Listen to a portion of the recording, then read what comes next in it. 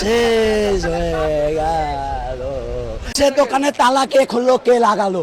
পাশে দোকানের তালা খুলেছে, পাশে দোকানের তালা খুলে আমার দোকানে শিং কেটেছে, শিং কেটে আমার যা কিছু আছে সব কিছু নিয়েছে, নিয়ে আবার ওই পাশ দিয়ে বাড়িয়ে আবার ওই দোকানের তালা মেরে আবার চোর বাড়িয়েছে।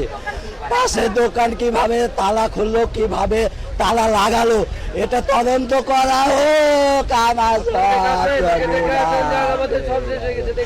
সব শেষ হয়ে গেল।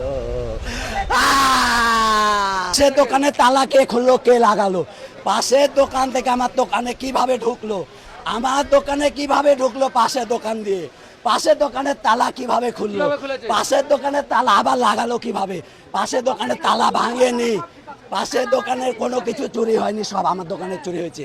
পাশের দোকান থেকে ঢুকেছে, তালা খুলেছে, ঢুকেছে, আবার তালা লাগিয়ে আবার চলে গেছে চোর। এটা তদন্ত করা হোক। মাল থাকে এখানে, কত টাকা বলে কোনো আপনাদের কোনো লাভ নাই। এর আগে সব নেট লেগে পড়ে গেছেন, কি করবেন আপনারা? কি করতে পারবেন আপনারা?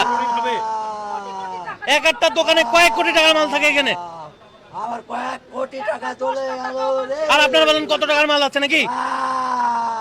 সময় দেখতে পেয়েছি দোকান যখন খুলি, এখানে তো কিছু করেনি, ঢুকেছে তো ওই দিক দিয়ে ঢুকে এসে তারপরে এদিকে ঢুকেছে। আমরা তো বাইরে থেকে দেখতে পাইনি, দোকান যখন খুলেছি তখন দেখছি। হ্যাঁ, আমি তো কাউকে দেখিনি ভাই, সন্দেহ এখন কাকে করব? কিন্তু তদন্ত করতে হবে, তদন্ত চাই, ইমার্জেন্সি। আমাদের দেশে এগুলোই ঘটে যাচ্ছে, ইমার্জেন্সি তদন্ত চাই, ইমার্জেন্সি, কোনো কথা হবে না এখানে।